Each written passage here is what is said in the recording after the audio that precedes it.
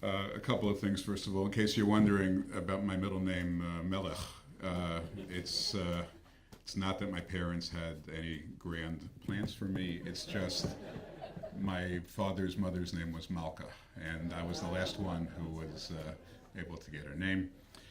And my picture's still up. I was about 3.5 hours ago. I was in Ramat HaGolan on the Syrian border watching artillery fire between various Syrian rebel groups, and got back here very fast. This is a very small country. If you can you go through half the country in about an hour and 20 minutes by helicopter. But I ran back, I jumped in the shower, and I was about to put on a tie, and it was that tie. And I said to myself, I don't know what picture they have of me, but you know what? If I wear the same tie, people are going to think I only own one tie. So fortunately, I changed ties before we started. Dr. Katz, thank you so much. And in case you didn't realize, Dr. Katz and I are related. We are both descendants of Aharon Kohen, and I don't know exactly where our families intercede, but we are both Kohanim. And thank you for all the great leadership that you provide to B'nai B'rith and to Alan Schneider as well for all of your hard work and direction for B'nai B'rith Israel for so many years. I want to congratulate the Chatanei HaPras, the awardees. First of all, Yaniv Poharilis. YNET is very important in my life. I've been relying upon it for at least 20 years to probably maybe not that 15 years or so, just to stay abreast of Israel. The website's great. It's a terrific product. I will confess to you, I also read Arutz Sheva. I hope it's okay. And I also read Yisrael Hayom, but I also read Haaretz. So I try to get a balanced view of what's going on here. This is a very complicated country for such a small country. And David Broza, what did I say to you when we met? I hope you play Mitachat Hashamayim. That was the first thing I said to him. It is such a good song, such a good song. And I actually didn't pay attention too much to the guests of honor until last night when I started thinking about today. And I said, wow, David Broza is the guest of honor. That was such a thrill for me to hear that. And Yasha Koch, your music is outstanding. In the embassy, we have 950 employees, and some of them are speechwriters. We have excellent speechwriters in the embassy. And I was going to stay away tonight from I understand this is supposed to be a policy speech, but we're not going to I wasn't planning to get too much into policy. You know, we're just beginning the Trump administration. We're working very hard on a peace process. There's an expression in English, you probably have something similar in Hebrew. Those who talk don't know, and those who know don't talk. And so here I actually know, so I'm not going to talk. It's something which I don't see any real purpose in jumping the gun on some sensitive discussions. And I wasn't even going to speak too much about the Trump administration, although you all know, as I do, that we have a very pro-Israel administration. We have a president who made a trip to Israel a very high priority. It was his first trip internationally. He's the first sitting president in the history of the United States to go to the Kotel Hamaravi. And we have a very, very strong team of people that are very much supportive, I think, frankly, in unprecedented ways, of the state of Israel. But let's play that out. It's too soon to be congratulating ourselves. We have a long way to go. But I can assure you that you have people in the American administration whose hearts are very much in the right place. What I was going to speak about tonight was I have a great speech prepared about the breadth and the depth of the relationship between the United States and the state of Israel. It was a great speech. I'm not going to give it tonight, but it would have been a great speech.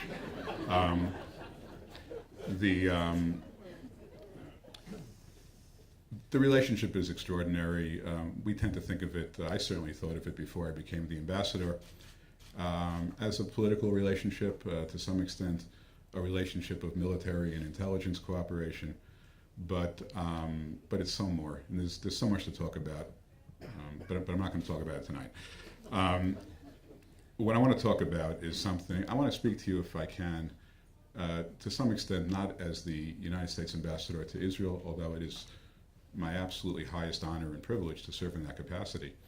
I want to speak to you also as a member of the Jewish faith and as the son of a rabbi who practiced before his pulpit for some at least 45 years, and who committed his life to one thing and one thing only. He committed his life to Jewish unity. 3 years ago, you all recall the tragedy that befell Gilad Shar and Naftali Frankel and Ayal Yifrach, the three boys who were kidnapped at a summit in Gush Etzion, and who, for 18 days, the entire world, not just the Jewish community, not just the state of Israel, but the entire world prayed and hoped and wished for their safe return. And unfortunately, it was not to be. And on the anniversary of their untimely passing, their parents, who suffered so much and struggled so hard to find meaning through this tragedy, they began something called the Unity Prize. I think it's called the Pras Achdut Yisrael, but it's the Unity Prize given to people who commit themselves to unifying the Jewish people. I attended that first ceremony 3 years ago. I missed the one a year ago, and then I was able to attend just recently at the Beit HaNasi. I had a better seat this time than I had the first time, but I attended it as well. This is something that we have. You know, it was a beautiful ceremony, and there are people that commit their lives to Jewish unity, but sadly, we're not where we need to be. Yesterday, I heard something, and this is why I'm changing my speech. Yesterday, I heard something that I thought I would never hear before. And I understand the source of the frustration and the source of the anger. I understand it. But I heard a major Jewish organization say that they needed to rethink their support for the state of Israel. This is something unthinkable in my lifetime up until yesterday. We have to do better. We must do better. There is plenty of room to cast blame, whether it's on the issue of the Kotel, the issue of conversion. There's so many other issues that separate us. I'm not going to take sides tonight. If you wonder what I'm thinking, you'll be somewhat disappointed. But I can tell you we can only resolve these issues by mutual respect and understanding. The type of respect and understanding that, frankly, people like Yaniv are fostering through their journalism, and people like David foster by bringing people together through music. We have to get back to those basic principles of Jewish unity. And the key to Jewish unity, from my perspective, is that nobody ever has to win. This is not a question of winning. This is a question of mutual understanding and respect and coexistence. And as soon as someone wants to win, everybody's going to lose. We're all familiar with the, and I apologize if you've heard this Dvar Torah before, but we're all familiar with the song Dayenu on Pesach. And Dayenu begins, if we were taken out of Egypt, but we didn't have any series of additional miracles, it would be enough. We get to a point in the song of Dayenu, Ilu Karavanu Lifnei Har Sinai, V'lo Natan Lanu Et HaTorah Dayenu. If we were brought to the foot of Mount Sinai, but we weren't given the Torah, it would be enough. This is certainly a hard concept to think about. How could we be brought, if we're just brought to the foot of Mount Sinai and left there? This is not a particularly hospitable place. There's no beach there. There's no pool. There's no buffet. I mean, this is not a place for Jewish people. So if we were just brought to the foot of Mount Sinai and not given the Torah, how could we say Dayenu? So there's a beautiful answer given by referring to a commentary by Rashi on the pasuk that precedes the Matan Torah, where it says Vayiklan Sham Yisrael Neged Hahar. Vayiklan, not Vayachanu. Vayiklan Sham Yisrael Neged Hahar. That the entire people of Israel, B'Lashon Yachid, and singularly, stood Neged Hahar. What does Rashi say? Vayiklan Yisrael. He asks the question, why the singular rather than the plural? And he uses the phrase, they stood there ki ish echad b'lev echad. They stood there as one single person. That was the Dayenu of Ilu Kervanu Lifnei Har Sinai. By bringing the Jewish people to Har Sinai, God brought us together ki ish echad b'lev echad. We must try so hard to get back to that point. You people of B'nai B'rith are perfectly situated to help lead this effort. Because in 1843, when B'nai B'rith was founded, there was no Israel and there was no diaspora. There were no Datiyim, there were no Chilonim. There were no Orthodox conservative reform. In 1843, there were just a bunch of Jewish people who were desperate for advocacy, for help, for sustenance, for guidance. It's not a time we want to return to. We certainly don't want to go back to 1843, but that spirit of B'nai B'rith, when it was formed, without judgment, without conflict, without checking people's hechsherim, just said, okay, we're all in this together, we're going to help and advance the interests of the Jewish people. That spirit is the spirit that is so desperately needed today. We all remember why the Bayit Sheni was destroyed. It was destroyed because of Sinat Chinam, because of internal hatred. We have to move forward to Ahavat Chinam. That's where the Jewish people, that's where our future lies. I was, as I said, I was up in Ramat HaGolan earlier today. I was with Tom Bossert, who is the President's advisor on Homeland Security and Counterterrorism. And I wrote some of these notes on the helicopter back, which is why I'm struggling a little bit to try to read my handwriting. But, and just parenthetically, Mr. Bossert announced yesterday the creation of a working group, an Israel-United States working group to combat, with regard to combat cyber terrorism and to work on cybersecurity. It's going to, I think, help to keep both countries safer. But what I was looking at Ramat HaGolan, looking into Syria, it occurred to me, we have plenty of enemies. There's no shortage of enemies if we want to find them. Looking over the border there, there was ISIS, there was the Syrian regime, there were the rebels. There's 20, 30 different rebel groups. They hate each other, but if you wanted to ask them one thing they agree upon, they all hate us.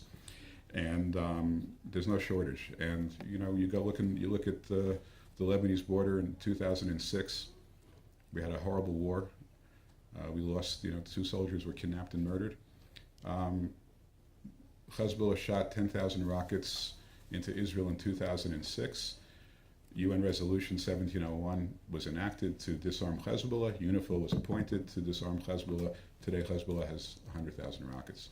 So we can unite among our enemies. We can unite by common enemies. We have plenty of enemies. There's certainly no shortage about that.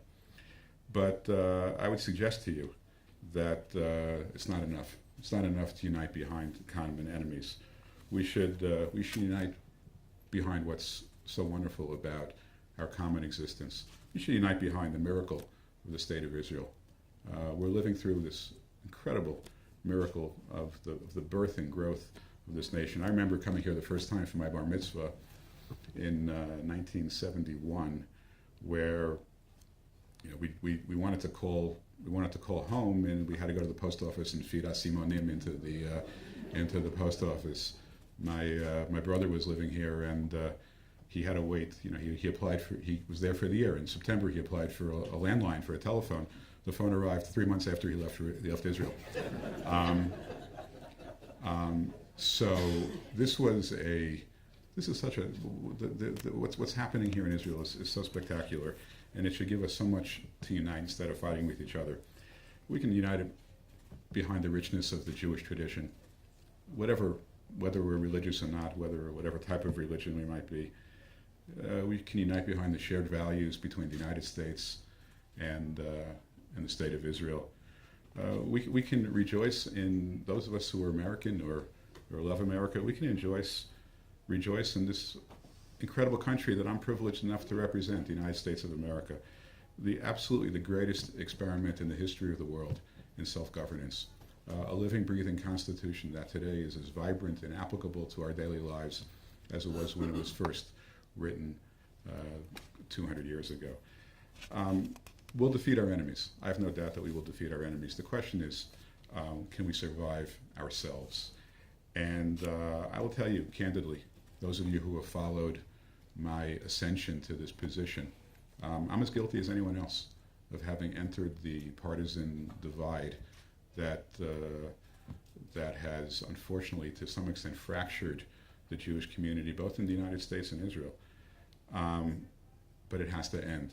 I will pledge to you on my part that I will commit to treat the Jewish people of whatever stripe, whatever political views, with the same dignity and respect as they all deserve. And I hope we'll all do the same. We have to turn the page. And I couldn't think of two more important honorees, two better honorees for this point than Yaniv and David. For Yaniv to write about the relationship between the diaspora and the United States, this is so important. They say men are from Venus, or what's the way? Men are from Mars, women are from Venus, or vice. I don't know. I forgot which one. But some people, you could also say, Israelis are from Mars and Americans are from Venus. We're very different people, culturally, very different people, totally different circumstances. In America, there really are no existential threats. It's a big country. You want to get out. Nobody has to get in anybody else's face. It's such a big place, and there's so many places to go. Here it's, wherever I travel all around the world, and I always find Israelis wherever I go because they're so cramped into Israel. They have to get out. They always have to get out, and it's so important to educate the United States about Israel and Israel about the United States. Not just politically. Politically, we all know the politics, but to really understand the way of life, the culture, the way of thinking. So you do a tremendous service, and I wish you great success in continuing that. David, I only wish everybody here one thing. The way we all felt when we heard Mitachat Lashamayim, the way we all felt is the way we should continue to feel even when we're not hearing the music. Because I'm a musician too. There's nothing like music to bring people together. I watched a YouTube video once. You were singing that song. You look around the crowd. There wasn't one person who wasn't in love with everybody else. I mean, it just brings such good feelings, and it's so important. We have to sometimes just forget about our differences and listen to some good music. So I want to apologize to you because I am way off script, and all the people who wrote my speech are probably sitting there in horror. What's he going to say, and what kind of damage control are we going to have to do tomorrow in the media? So, but I hope whoever is here, I hope I haven't embarrassed myself. And I want to really thank you very much. I'm sorry for going off script, but this to me was very important. In light of the events of the last day, it just was very important. Thank you so much, and Yasher Koach very much to the honorees. Thank you.